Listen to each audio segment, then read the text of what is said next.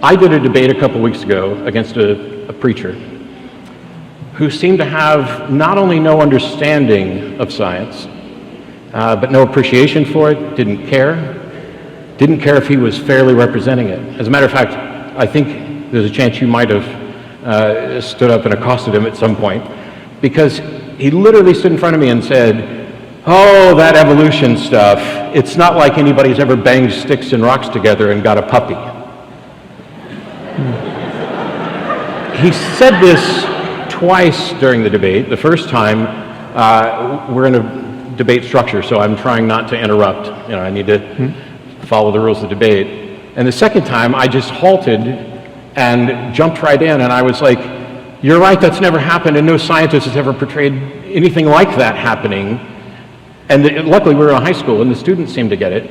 But how do we work past not only just willful scientific ignorance, but we seem to have built communities where we haven't instilled any appreciation for it or any appreciation to treat it reasonably. Let's just throw up a straw man and call it nonsense. I don't often quote Tony Blair, but he said, education, education, education. There is staggering ignorance of what evolution is all about. And, hello? I think we're living in a simulation right now, and it's failing us. So, Richard, what do you do with this underlying misunderstanding of the role of randomness in evolution? Can you inoculate us against that problem? Mutation is random, only in one sense, actually. Mutation is random only in the sense that it's not directed towards improvement, specifically. It's non-random in other senses. Natural selection is quintessentially non-random. That's exactly what natural selection is. Anybody who thinks that you could possibly explain the beauty and the elegance of living things by some kind of random process would be stark raving bonkers. Anybody who thinks that we think that has got to be stark raving bonkers. Of course it's not random. The whole point of the scientific enterprise in this case is to find an escape from randomness, is to find a solution to the problem of how you get these staggeringly non-random things which are living creatures out of the laws of physics.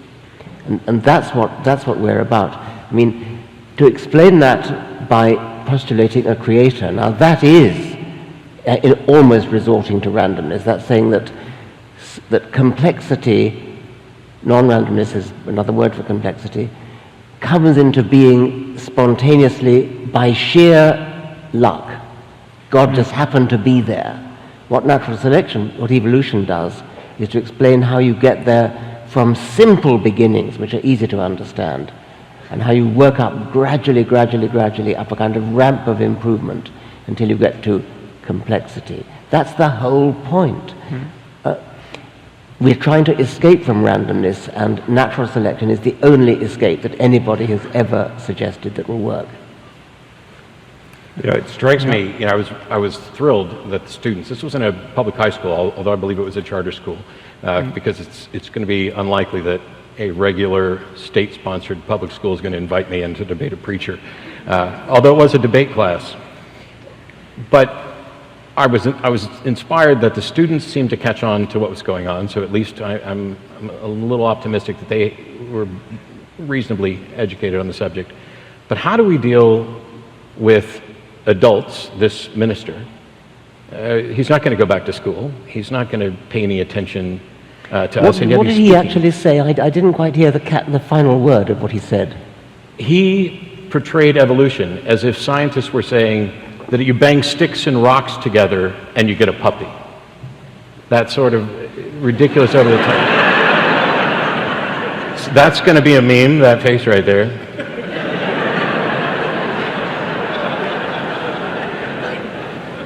I'm just lost for words.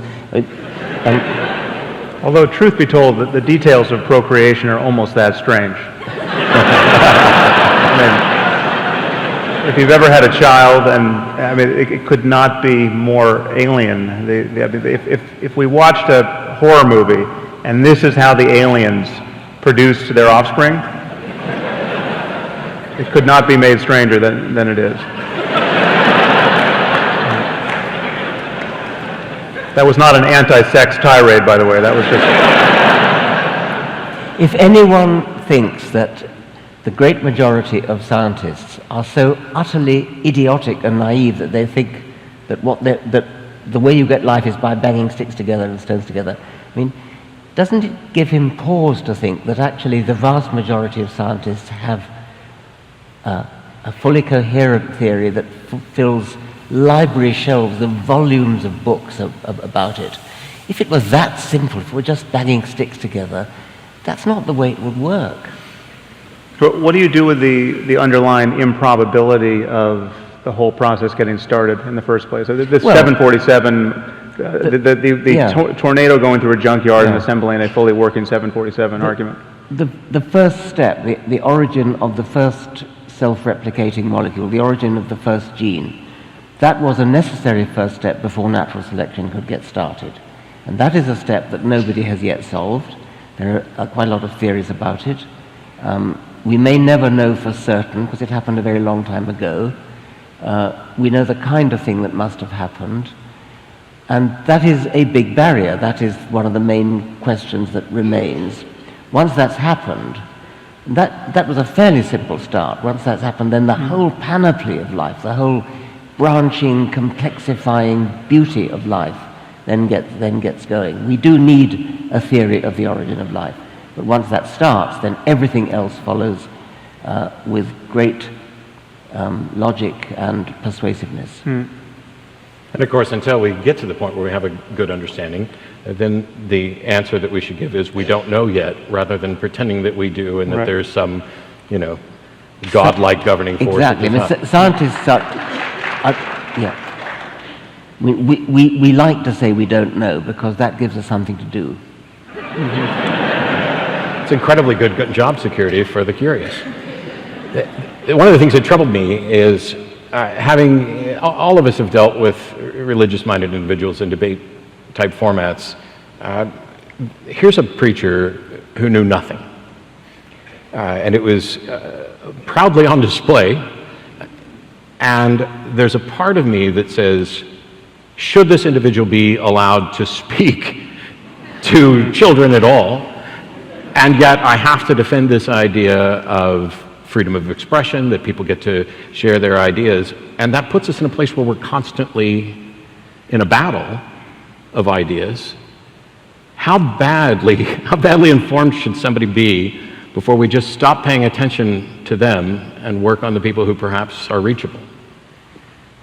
Well, the problem in that case is that the preacher represents, in the U.S., 35%, 45%, depending on what his convictions are, of the population. So it's not, you could ignore the preacher, but you can't ignore the fact that a significant minority, and on some questions a majority of Americans hold just patently absurd ideas. So it's the ideas that really matter. He knew nothing, but he was proud of knowing nothing, it sounds to me. A lot of us are ignorant of lots of things. I mean, I'm ignorant of very many things, and I'm sure you are as well. But we don't... I've never heard it put so nicely. We don't... But we admit when we're ignorant, and we don't try to pontificate about things of which we know nothing.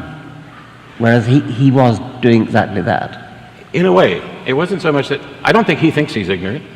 I don't think he's proud of his ignorance. I think he thinks he's convinced he has the right answer, and that we are all engaged in a scientific fairy tale. So there's like an extra layer of smug superiority over the top of it, where he gets to dismiss the work of countless scientists that have taught us the best current understanding of the diversity of life, and he gets to shrug it off with sticks and rocks. Well, if we ever have to convene gatherings like this in hell, we'll know we did something wrong.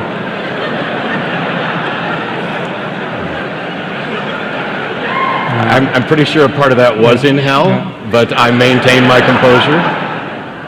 I mean, that really is the thing. That's what completely changes the equation. The moment you believe you are certain, or even just have very good reason to believe, that this life is just a way station on the way to some eternity that you could get very, very wrong or very, very right, depending on what you believe. Just that being your master algorithm, that makes a mockery of every pretense to human knowledge, no matter how technologically useful it is, no matter, it doesn't matter if we cure cancer with some future biology, and prayer has never worked for that. If you believe in heaven and hell, that really governs everything, it seems. So. In a way, I don't think I mind his believing what he believes. What I mind is his thinking we believe what he thinks we believe. Yes. Because how could anybody be so stupid as to think that you can... He simultaneously presented a straw man of evolution and evolutionary scientists and anybody who fell into that, I accept reality. I'm going to straw man you all with sticks and rocks.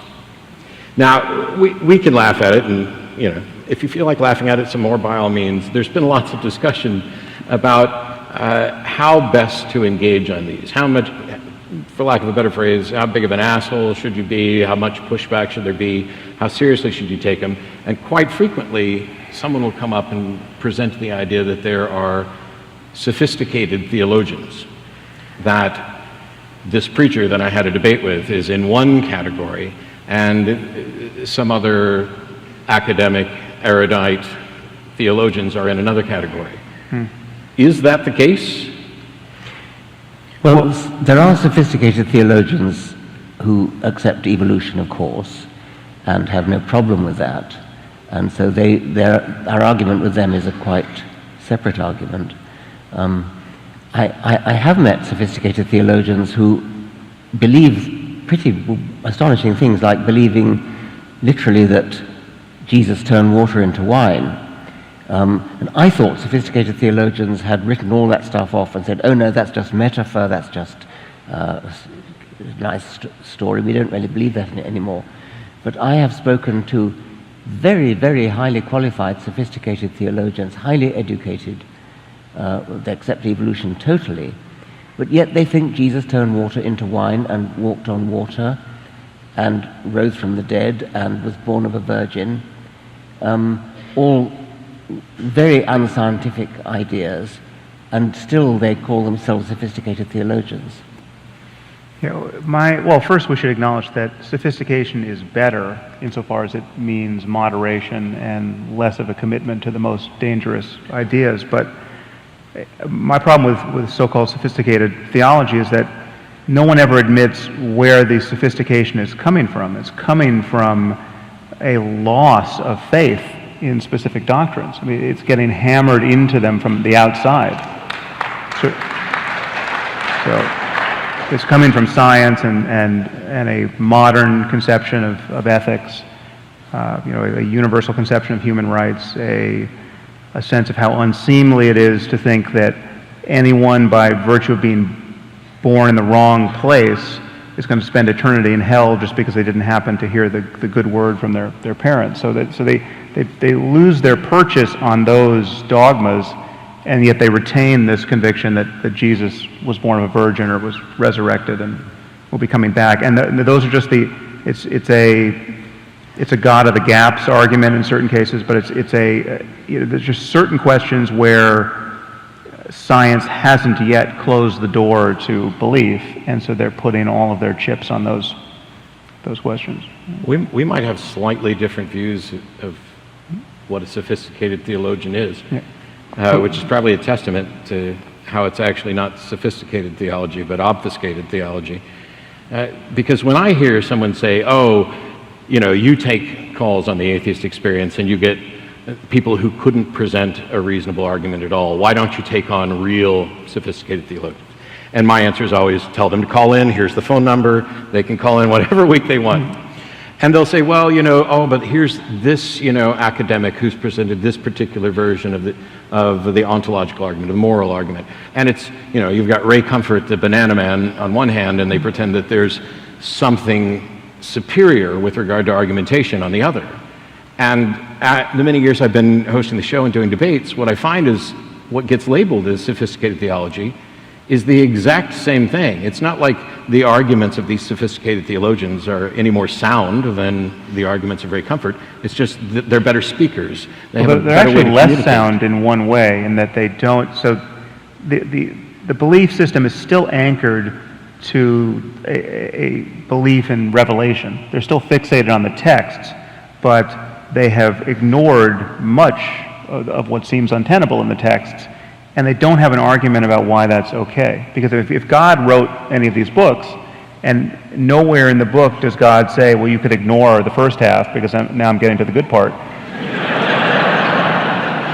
It's all God's word. So it's actually a less principled position than fundamentalism. And that's why it's always, in my view, unstable in the face of fundamentalism, because the fundamentalist is always on the side of, or always has the advantage of saying, listen, I'm going to read the whole book, I'm going to take the most plausible interpretation of it, I'm going to read every word as literally as possible, and that always begins to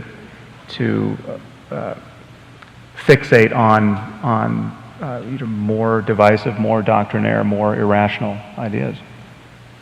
At least with a fundamentalist, you know what you're arguing against. Yeah. You're not arguing against a wet sponge. No, it seems perverse to say it, but there's actually more integrity to the most fundamentalist position, because there's simply one irrational move, which is the belief that this book is perfect in every word. But the moment you believe that, well, then it is in fact rational to try to connect all the dots as reasonably as possible. But sometimes they really don't say anything. They say something like, well, God is the ground of all being. Right. Or God is the essence of isness, or something. Well, actually, I have a soft spot for that kind of... Yes. I mean, I don't like the God, the theistic version of it, but and this is perhaps the only argument I can adduce in favor of so-called sophisticated theology, which is there's an experience that people have, Christian contemplatives, say, or really contemplatives in any tradition, and have had for millennia, which does provoke those sorts of noises from people. I mean, the problem is you get far enough into any of these contemplative traditions, and everyone begins to sound like a Buddhist, and then if you're in the 14th century in Christendom, the Inquisition shows up at your door, as they did to Meister Eckhart, who happily died of natural causes just in time. But there's an experience that people have of losing their sense of self, say, and feeling at one with the universe or the world, or having some kind of ethical, just a full ethical reboot of their hard drive where they feel love that they didn't know was possible, right? A kind of self-transcending love. Yeah, I'd enjoy that, I think. Yeah, well, yeah, so... I'm not sure I would. We can help. And I'm not sure that it's a good... What is it that's a good thing about losing one's sense of self? That's a big question. Well, when you look at just the mechanics of your own suffering, when you look at just what self-concern gets you psychologically, you can begin to feel that most of your suffering is not directly tied to bad things happening. It's tied to this whole just machinery of self-concern, anxiety about the future and regret about the past and worries about what people said of you or think of you or will think of you, and there's so much of our neurosis is taking place just in the conversation we're having with ourselves, and that's all predicated on the legitimacy of this starting point of feeling like there's a self riding around in the head who is carried through from one moment to the next in life. That you are the same person you were yesterday. So the thing that embarrassed you yesterday that you're now remembering and now feels terrible, that it's the psychological continuity there, and the durable continuity that seems to mandate that you suffer over precisely the thing that you were suffering over yesterday, because you are that same self carried through moment to moment. And Just have everybody watch Frozen and you can just let it go. right. Well, yes. Because I think the sense of self is actually something that's incredibly valuable. That we have a preservation motivation. We have a desire to understand the world that we inhabit. That is, it may even be the case, as I've argued and others have, that there's no such thing as altruism in a true sense, but that you could have altruism from a purely selfish standpoint and still do good. Yeah, but I wouldn't call it. I mean, that begins to play with the boundaries of the quote self. I mean, so if, the moment you begin to feel that your selfishness extends to everyone being happy, right? Because you actually care about everyone, right? And you feel better when you see people smiling rather than weeping. If you extend the circle of your self-concern to everyone, well, then that's not normal selfishness. That's sainthood in a. If I'm doing it because I feel good when people smile, that doesn't mean I necessarily care about them. It means I might care about that good feeling that I get. Yeah, except it's the I get part is vulnerable to inspection. I mean, the sense that there's an I who's appropriating that in every moment it's a project which can be accomplished in a moment, or you can fail to accomplish it after many years of looking. But there's the sense that there is it's useful to define what we mean by self, because most people don't feel identical to their bodies. So when I say the self doesn't exist, I'm not saying that people don't exist. I'm not saying that nobody's here and this is all an illusion. But there are contemplative and religious and spiritual traditions that can sound like they're saying something very much like that. But I'm saying that the sense that we all have of being a subject in the head, riding around in the body as though it were a kind of vehicle, right? Because this really is most people's starting point. They don't feel truly coterminous with their bodies. They feel like they're in their head and that their hands are down there in some sense.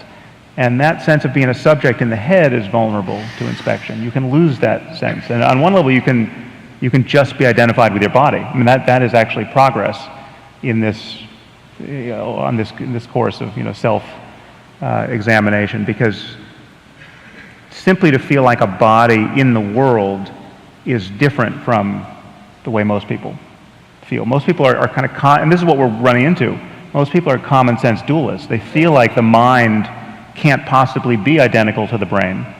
The mind is something altogether different, and it just feels like it's in the head as there's a sort of locus of attention that's emanating from the head. But this body is a machine that can malfunction, and it's changing over time. It's clearly not what I am, and I am probably a soul then. I'm probably spirit. I can probably drift off the brain at death, and that sense is, I think, and all the ways in which that sense can be played with by fasting or prayer or meditation or psychedelics or getting crazy ideas that you find emotionally very animating. The sort of adventures you can have in dualism are part of the problem here, because Adventures in Dualism should be the title of your next book. Right. Yeah.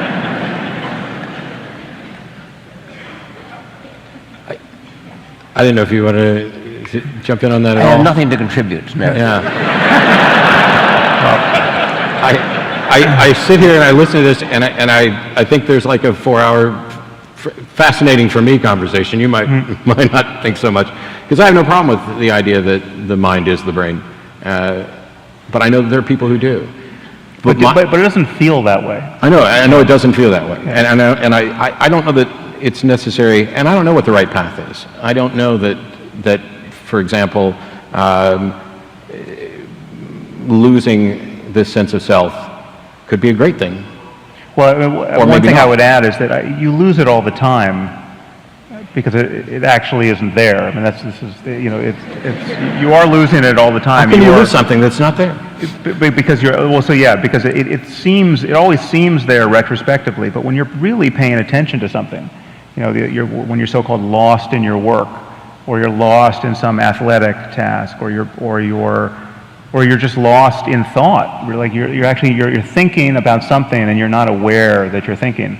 That we're constant. This sense of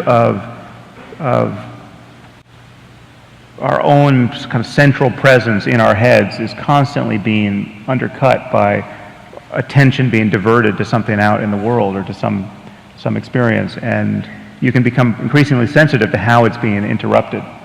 Moment to moment. I would love to get to the truth, and I love the fact we're on the pursuit, but irrespective of what the truth is, Richard, something like consciousness, which we still, some would say we understand and some would say we don't. I think we don't. Mm-hmm. But what would be the evolutionary advantage in the process by which we get to consciousness as we have it, as we seem to have it, that might distinguish us from other animals?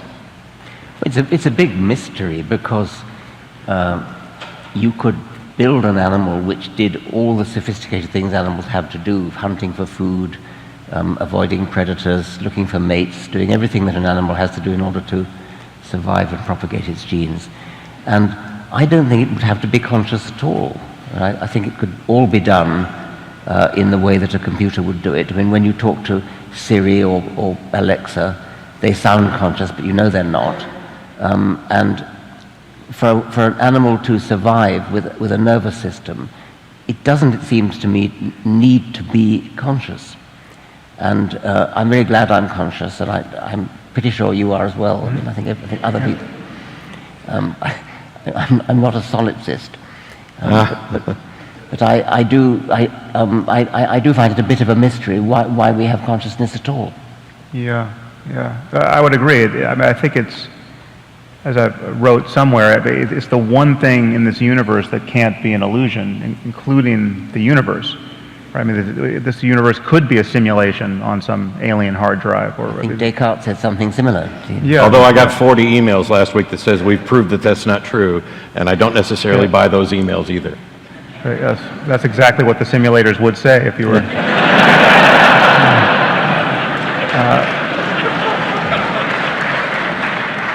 But I mean, consciousness as just the felt sense that something is going on, the fact that there's an experiential quality, whatever this is, whether you're a brain in a vat, whether you're in the matrix, whether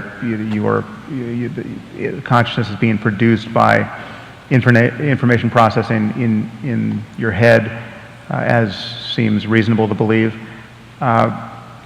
Consciousness is always the first fact before any other facts can be discussed.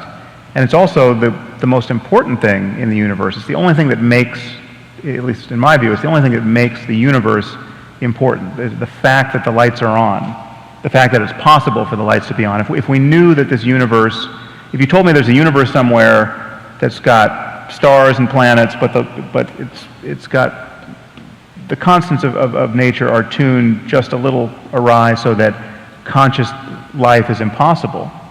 That is a deeply uninteresting universe, and its consciousness is the only ground for any moral dimension to our lives too. And yet, I'm with you in feeling that it's not clear that it does anything, and it's not clear that it would be. It's not clear how it would be selected for, because if you just look at your own experience, everything that you're conscious of, anything that you seem to be consciously deciding, or any place where it seems that consciousness is necessary to integrate information behaviorally, to have a complex goal, say for someone to say to you, well, you should really get to the Orpheum Theater at 8 o'clock to hear this talk, for that to become a behavioral plan, let's just say that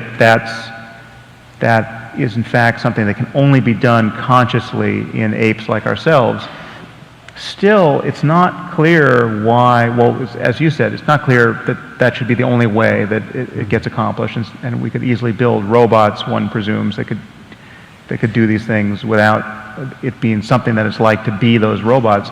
But even in our own case, if consciousness really is just what it is at the level of our neurophysiology, it's only effective in virtue of what it is at the level of neurophysiology. So the fact that there's a subjective side to it doesn't matter. I mean, the fact that you're having this experience now which again is the most important thing in anyone's life, the experience side of it is not what is actually behaviorally effective if in fact consciousness is has the other face, which is its neurophysiology and its information processing dynamics. Nicholas Humphrey suggested that one of the most important things we have to do is to second guess other people. We swim through a sea of a social sea. We have to make our way through very, very complicated relationships with other people, and we have to second guess what they're going to do. All the time we're having to predict how this other person is going to react. And so he postulates what he calls the inner eye, which is looking inwards to yourself as an aid to second guessing what the other person might do. You need this extra sense organ to help you to predict the behavior of the other person. I still don't think that does it. Somehow I wouldn't have been as surprised by the last presidential election if I was doing that correctly. Yeah, and I was here before the election and predicted that there was no way Trump could win. And as somebody who occasionally pretends to read minds and make predictions for a living, boy, was that a mistake. I think what Richard's talking about is something that I've heard elsewhere is the intentional stance.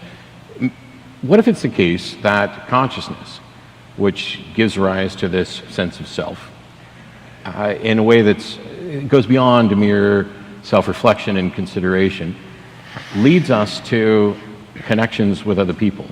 And this is what provides the evolutionary benefit. But it also leads to something else that I thought we'd talk about, which is tribalism. Our lives as individuals become merged obviously with our family. We have this immediate connection to our family, and then we extend this, and we extend the definition of family, and we begin to form tribes. And there was a time and a place where that may have been the best thing. Is it the case that, I mean, obviously these could all be side effects of just what happened, and I would think that I'd be okay with the idea that consciousness and tribalism and everything are side effects of what happened. You know, there doesn't have to be a guiding hand. But in the process, viewing it from natural selection, what were the benefits of tribalism, and have we actually outgrown them, or are we maybe taking a step back? Well, if I'm not mistaken, Richard, I think altruism, the evolutionary rationale for altruism really only makes sense in a tribal context. So that like one of the silver linings of internecine tribal conflict was that in-group altruism got selected for. I don't know if there's any recent work on that, but that was my reading of things some decades ago. Yes. Now, that's not to say that we're stuck with tribalism as the only rationale for altruism, but in terms of how apes like ourselves became as altruistic as we are, it's thought that competition among tribes was the basis. Well, I suppose a Darwinian view of altruism would go back to a time when we lived in small tribal groups, and there were two things about living in these small groups. One was that you were completely surrounded by kin, cousins, second cousins, siblings, nephews and nieces, and so on. And so there would have been a Darwinian incentive to altruism towards anybody you meet, because anybody you meet is a member of your own village, your own tribe, your own clan. And the second thing, the other Darwinian motor of altruism is reciprocation. And reciprocation depends, or largely depends, upon encountering the same individual again and again. Yeah. And that again happens within the village, within the band, within the tribe. So there would have been a selection pressure in favor of within-group altruism and out-group hostility, xenophobia. So we can expect that there should be this tendency to despise the out-group and to be altruistic and cooperative with the familiar in-group. And that could be defined as people you've known all your life, people you were brought up with, people who look like you. There are all sorts of ways in which the rule of thumb for how to behave could have latched on. And it's a pretty depressing outlook when we've moved out of our tribal past and moved into big cities where we're no longer in small tribal groups. But we still have the same rules of thumb which work, and that is a good thing. We have a rule of thumb that says just, in general, be nice to anybody, empathize with anybody, because in the distant past, anybody would have been defined as your own tribe, your own clan, your own kin group, your own reciprocation group. So I wonder if it's to our benefit to, there's a couple of potential ways to go there. One is to get everybody to realize that everybody still is part of our clan, that we are one human clan. I don't know, I don't have the magic solution to end the various divisions, but the others, maybe to get people to recognize that they can be a part of a number of different clans that overlap. This is how we build societies. Right. You know, I care more about my immediate family than I do my neighborhood, but I care more about my neighborhood than I do, you know, the broader world. But I can't diminish my caring for things outside my scope to zero, because we know that we have an impact on each other, even at great distances. Peter Singer wrote a book called The Expanding Circle, in which he starts out by talking about this in-group, kin group, and then talks about the altruism broadening itself out to wider and wider and wider groups. And he would like that to include non-human animals as well, that psychologically we can extend our tribal loyalty to all sentient beings. Yeah. There were some folks out front with pictures of both of you actually lobbying for something along those lines, Oh, yeah. which was nice. No, I think Singer's heuristic is the right one, that moral progress is generally synonymous with expanding the circle of moral concern to not just your family, not just your society, not just your race, not just your nation, but just, you know, outward, and to the point where ultimately you're concerned about the suffering of conscious creatures insofar as they can suffer. So it's not just humans, and it's if we discovered that pigs suffered much more than cows, well, then it would be appropriate to be more concerned about pigs than cows, and it's just that we actually care about the experience of conscious systems.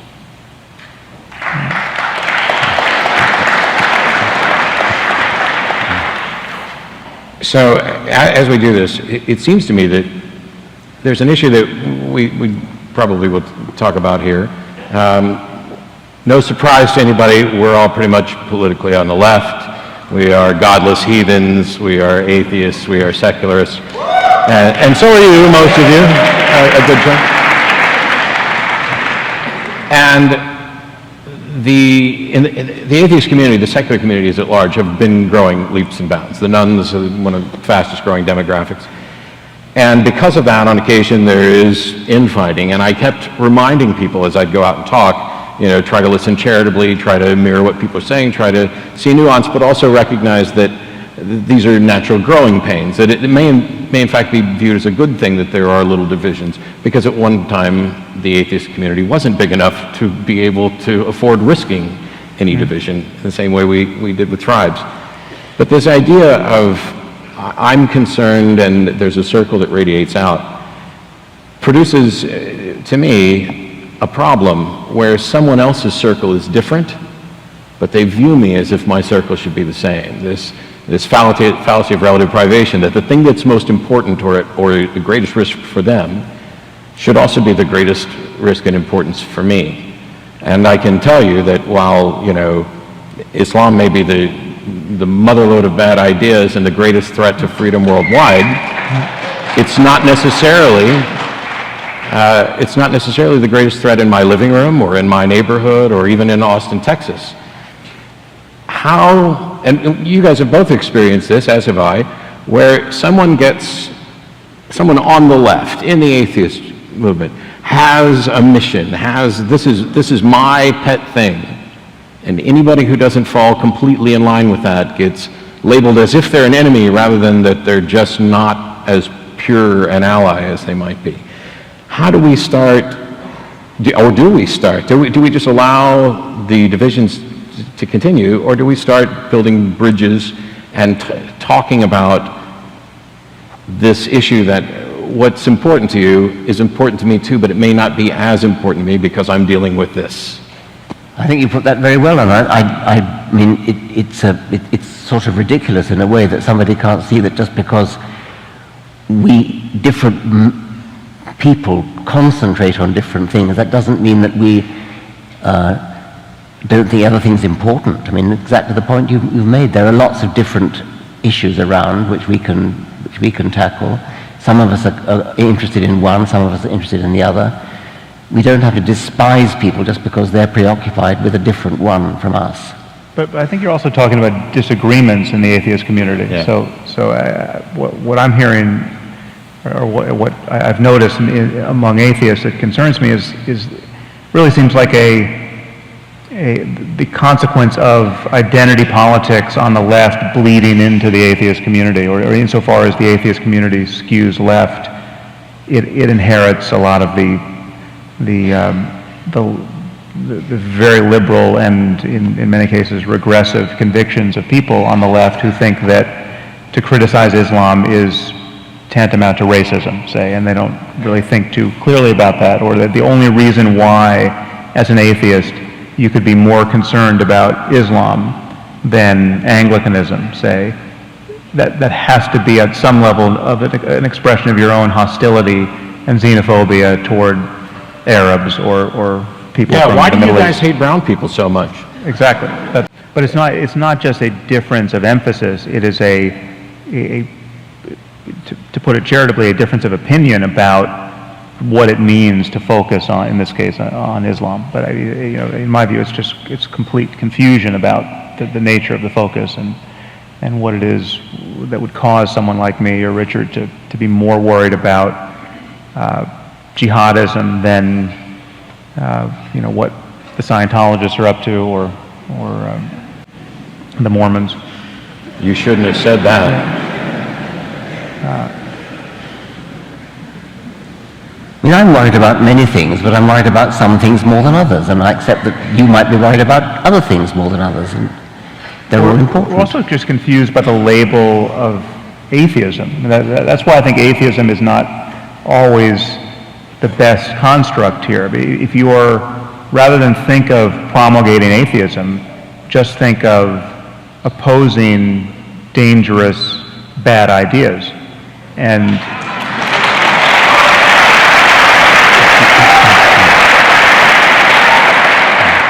And that will of necessity put you in opposition to many, many, many religious ideas, but some religious ideas aren't all that dangerous, or they're not all that well subscribed, or you barely encounter them ever, right? And so you can't really prioritize those. I am tending to prioritize the ones that are showing up in the news every day and are clearly, absolutely, there can be no doubt about this, and yet there seems to be doubt everywhere. They're clearly the proximate cause of some of the most horrific human behavior, and it is behavior that would not happen for another reason. I mean, this is another source of confusion. People think that the world is just filled with bad people who would do bad things anyway, and they're just finding religion as a pretext, right? So the Christian scientist who is not giving insulin to her diabetic daughter, would do something equally crazy anyway without religion. That there's no reason to think that, and that's spot on, absolutely right.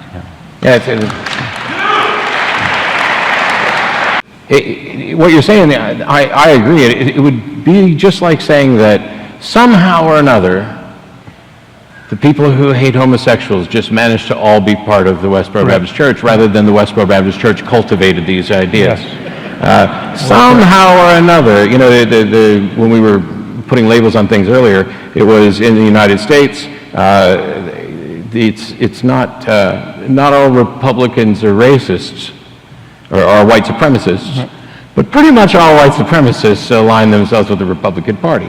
So it would be silly to think that there's not something there that at least waters these ideas and maybe nourishes them as well. Yeah.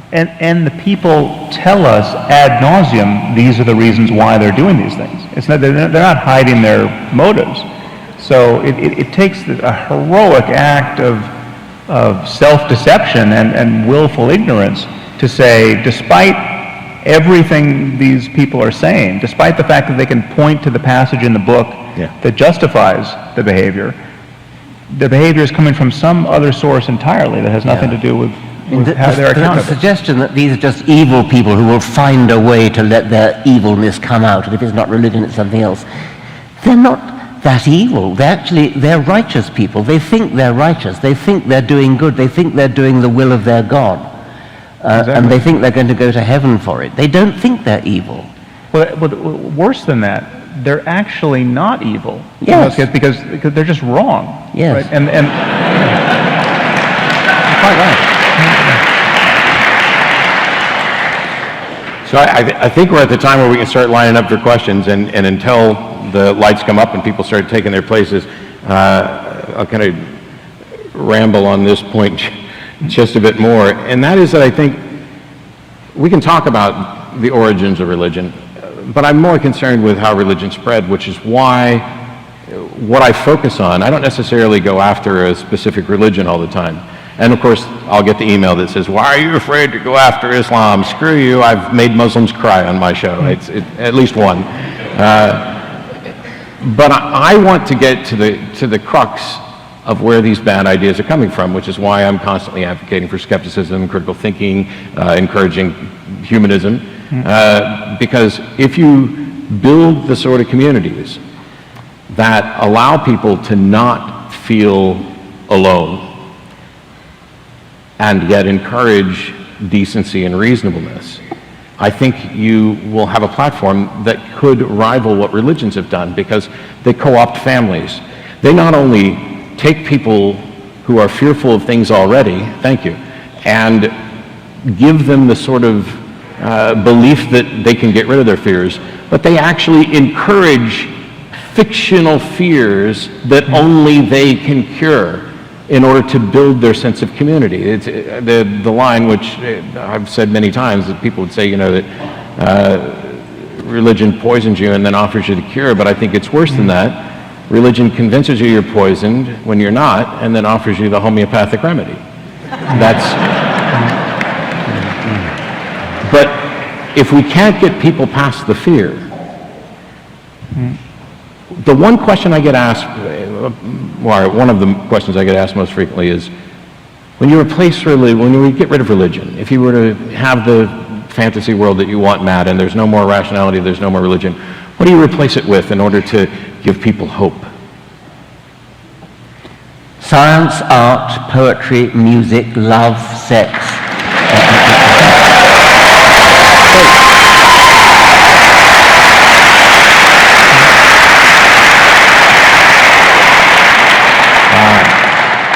On that note, especially with sex in the mix there, I think we're good to go for questions, and it's still a little difficult for us to see folks up here. I'm going to start on the right, if you could. Questions, by the way. Hey, now I can see. This is where I get to be like the asshole that I am on the TV show. Thank you. And that is, I will hang up on your ass in a heartbeat if I have to. Please, sir. Hey, I'm David. Hi, David. And my question is for Sam. All right, so my goal is to get you to nuance your opinion on free will. So in each moment, we have a neurophysical chemical moment, which is our neurons, our body, etc., and a moment within consciousness phenomena. Now, there is a kind of next universe canyon between what a neurophysical chemical moment is and what a moment of consciousness is in phenomena. So within consciousness, we experience freedom. For example, I can decide to put my hand to the right instead of to the left. So, well, that's where we disagree, but okay. As you said, and this is sounding like a dissertation. I will tell you this. Consciousness is the... I will tell you this, and then you got to get to your question. Sam and I are doing 3 more events over the next couple of months, and free will will be something that we at least discuss in private, because I think I've got a nail in the coffin for this, but Okay. get to the question. So Sam, you say consciousness is the only thing we can be sure of. So because we have an experience within consciousness, which is next universe different from a neurophysical chemical moment, because we experience freedom in consciousness, hand here as opposed to there, do we have to take this feeling of freedom seriously? There we go. Okay, well, this is what's especially seditious about my argument against free will, because most people think we have this experience of freedom, and the trouble is that it's very hard to map that onto the mere causality we see in the universe, and that's the mystery of free will. But when I look closely at my own experience, I don't see evidence of freedom. So for instance, my experience of answering this question now, of hearing myself speak, like my struggling to get to the end of this sentence, and my ability to do it or not do it based on the neurochemistry, my uncertainty about whether it is yet a grammatically complete sentence, the little stumble you just heard in my mouth on that last word. Forget the sentence. Okay, no, but besides put your hand on it. absolutely everything in my experience is compatible with the absence of free will. And if you to take your example of deciding to move my right hand or my left, I could deliberate about this for a year, and if I went back, no matter how many times I went back and forth, and no matter, I could write a dissertation about why it should be the right, and then at the last second say, fuck it, I'm an existentialist. And the proximate cause of that most voluntary behavior would in every case be mysterious, subjectively mysterious. It would be pushed to the fore, and I, as the conscious witness of the process, would be a spectator. I would witness the final efficacious product of neurophysiology. And why it was one thing rather than the other, why it came at precisely that moment and not a moment before, why I just said this last sentence and didn't stop 20 seconds ago, all of that is mysterious. But No, you're done. That's for Julie. reality and consciousness. There's a ton of people in line, and we're not going to do a debate. I'm going to move This on. may come up again because this is a concern of many people. but And thank you for your can question. rest easy in the sense that I am a la Dennett, a compatibilist who disagrees with Sam and thinks he's actually a compatibilist. He just doesn't know it. But we'll tackle that some other day. Yes, sir. Hi, this is Armin Nagwabi from Atheist Republic. Hey. Hi. I can recognize you. Sam mentioned that, I don't know if he still thinks that, but atheist is a word that shouldn't even exist. Just like the word non-golfer. But if golf was forced on us, wouldn't it make sense for us to have a word like non-golfer, for non-golfers to find each other and unite against people that are pushing golf on us?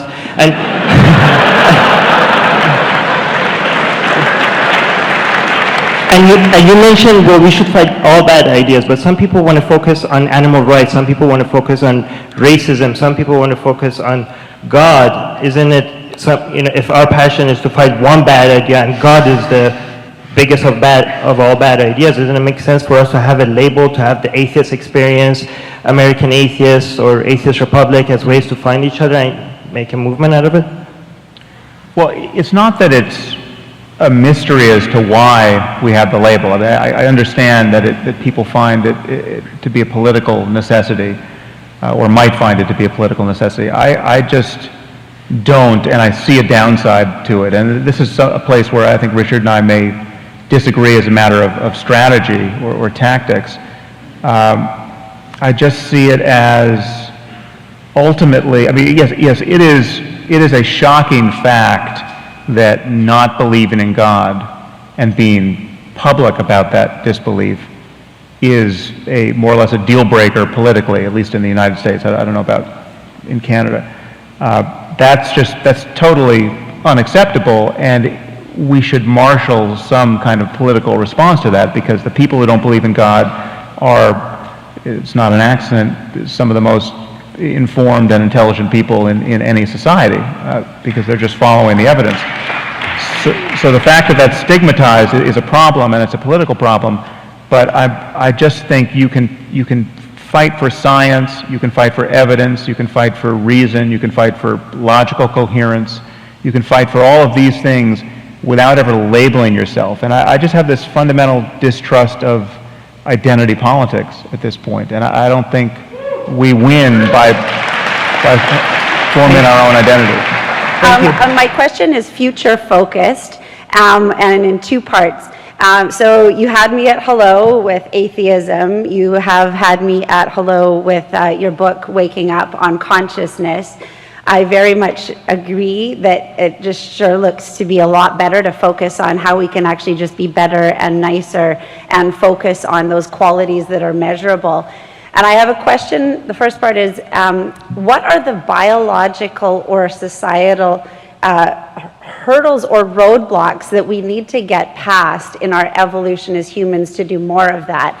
I already agree that, religion hasn't helped, but what are the other sort of case studies that you can pull up biologically or culturally that we could use to make this faster? And secondly, it strikes me that the second part is resource allocation has been a challenge, and that's been one of the drivers of tribalism, is that in the quest for resources, we've not been nice to each other.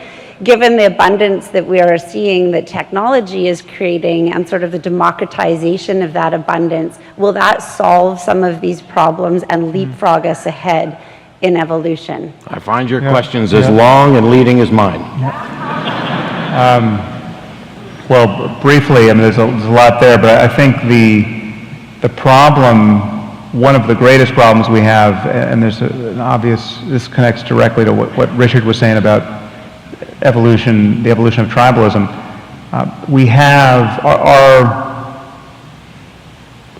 our morality, most people's morality is anchored to social emotions and quintessentially moral emotions that are not good guides for living a good life or building a good society. Emotions like disgust, right? So some people find homosexuality disgusting, or the idea of gay sex disgusting, and that is the end of the argument for them, right? It's like that is enough to pass laws on, right? That's enough if you're in a theocracy. That's enough to justify throwing people off the top of buildings.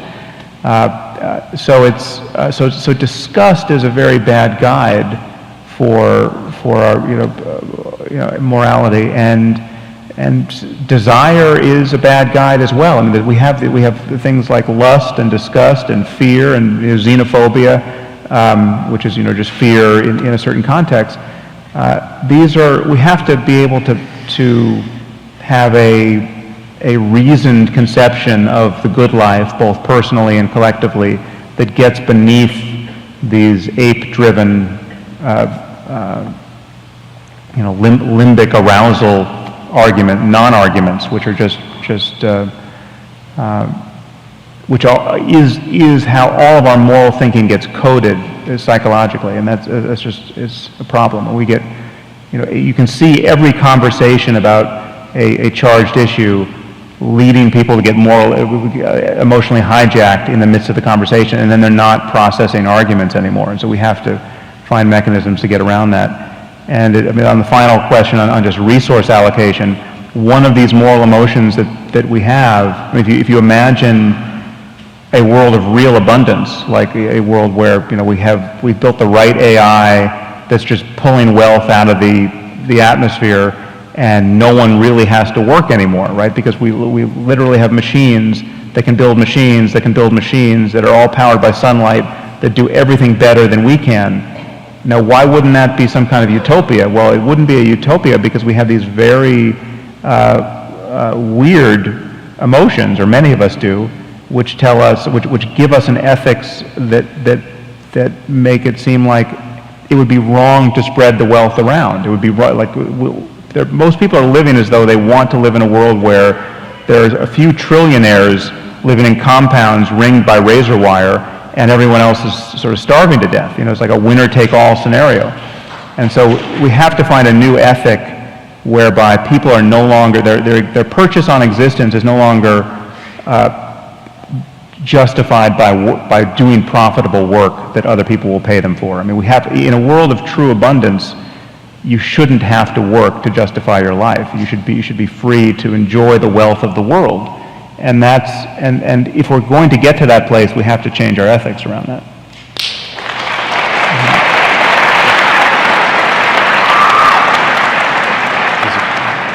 My name is Dan. I'm from Calgary. Sam, I find your books, your podcasts, and your talks are kind of like a torch of reason for civilization in some sense. And yeah, I just wanted to first send our appreciation for that. Thank you. Cool, thank you. My question's to Richard and Sam. What was it like to stand on stage next to Christopher Hitchens?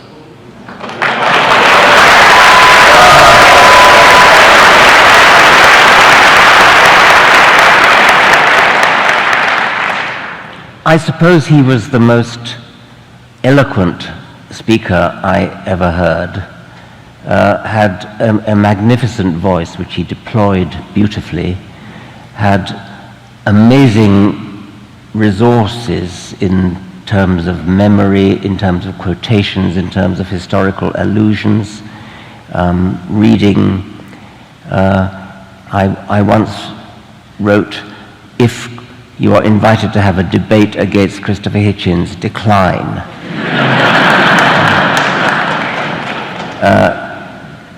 But he was, even as he was a ruthless debater, nevertheless he was also very courteous, and he would go and have a drink with his victim after slaughtering him.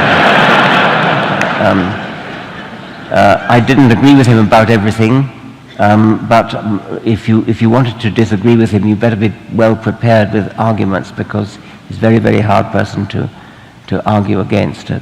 A wonderful gentleman, much missed.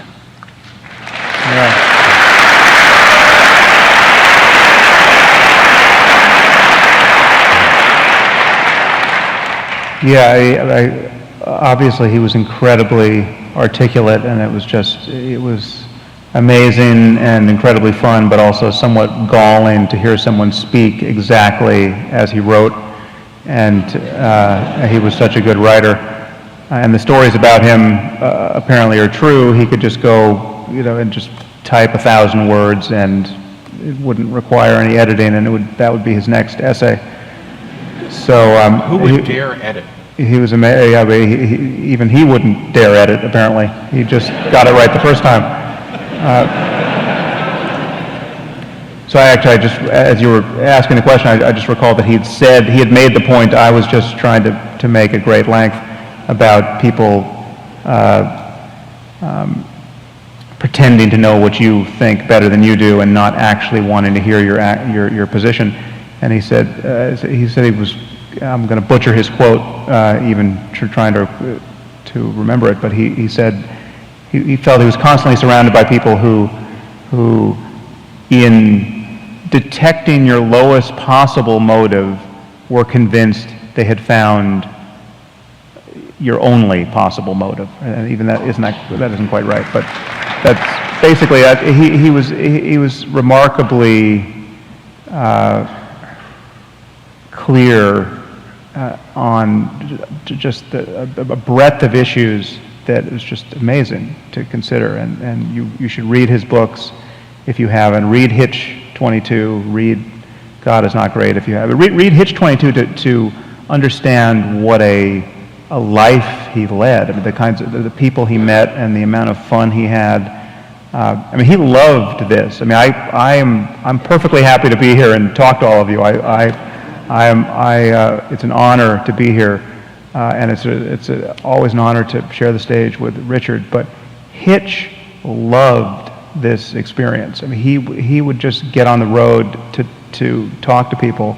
And his love of it was palpable. And so I did one book tour, and as signing books, half the people who came up during that book tour were just expressing appreciation for Hitch. I mean, this is before he died, but his cancer was known.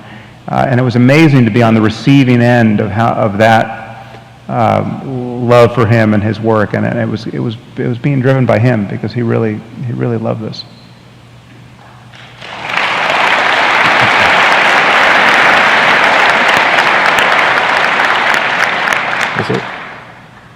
Hi, I'm Aaron.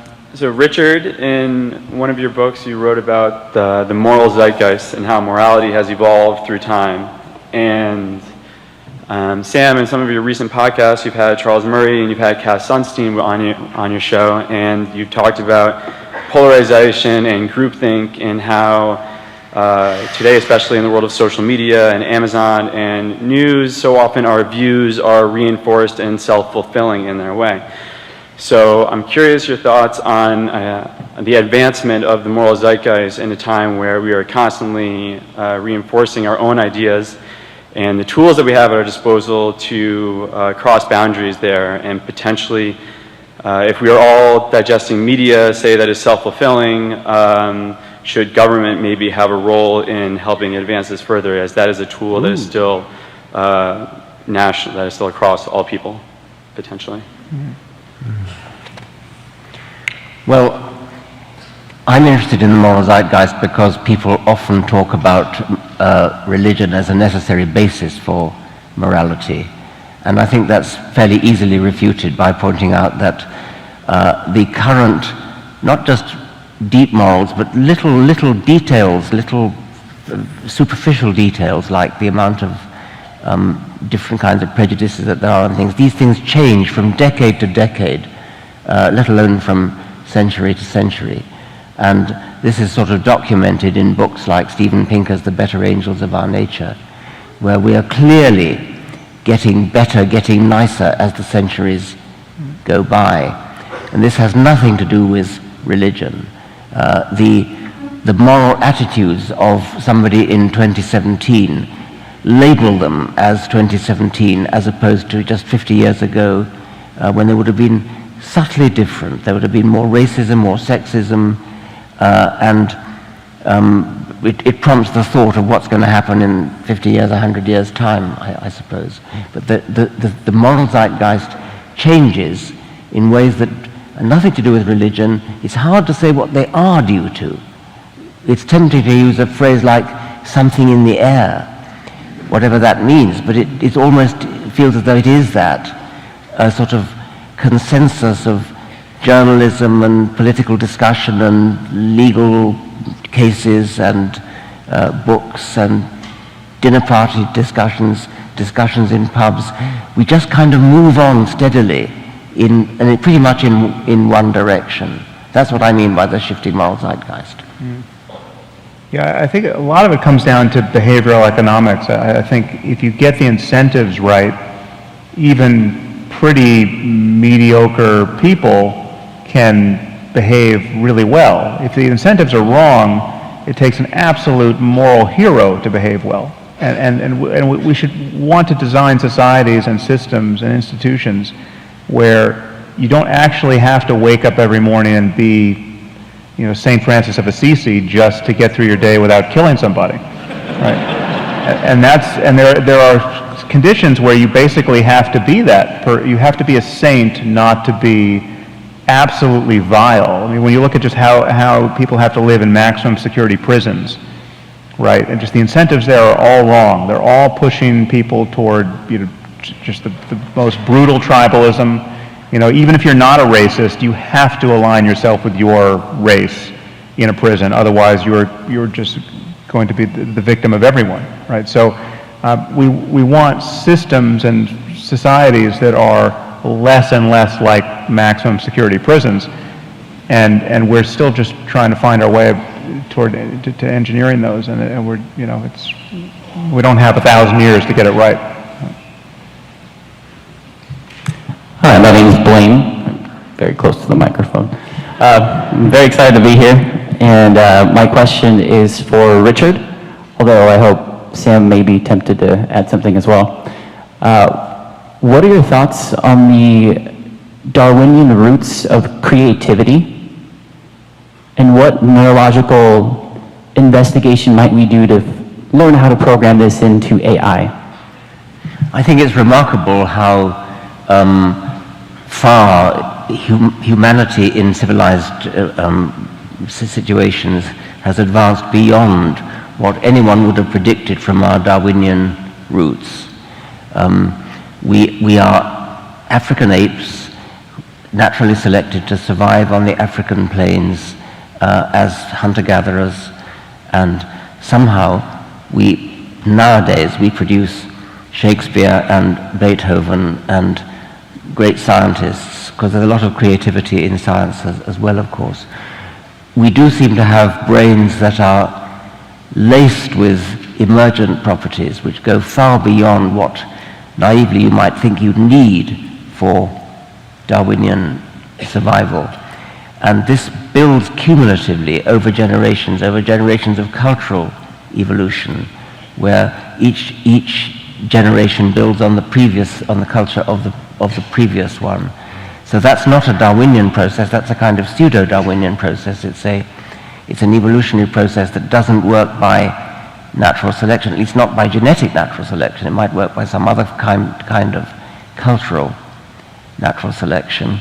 It's not an easy thing to say that creativity, as we understand it today, would have had survival value. I would think that perhaps something, a sort of brain, a neurophysiological equivalent of what we call creativity today, might have had survival value of a very different kind when we were subject to the cutting edge of natural selection. Would it be something in the line of, I tend to look at creativity as branching out from cleverness, of problem solving, of non-lateral thinking and problem solving. That clearly has an advantage, being able to find better ways to build a mousetrap. Wouldn't that, I mean... Yes, I mean, having ideas, having hypotheses, when if it's, how are we going to capture a buffalo? I mean, you could be sort of creative about that. You could have ideas, you could have, but you can make suggestions which are then knocked down. But so that's the kind of creativity. But somehow it's flowered into something so hugely greater than was ever directly useful. Wouldn't it be terrifying if the way creativity has changed is actually the reason why we haven't tackled as many of the problems? We used to have to solve problems to survive, and now we're enjoying our creativity, which may be preventing us from solving the problems that are right in front of our face right now. I'm not knocking the arts.